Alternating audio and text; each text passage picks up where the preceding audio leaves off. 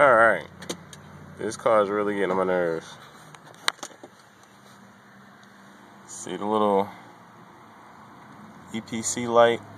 Whenever that comes on, my car doesn't start. Doesn't matter how many times I try to turn it over. This is what it sounds like. But it won't turn. I don't know what to call it. The engine won't turn over.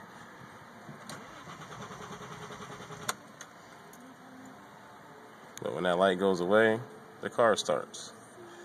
I don't know what it is. If anybody can help me, I'd be greatly appreciative.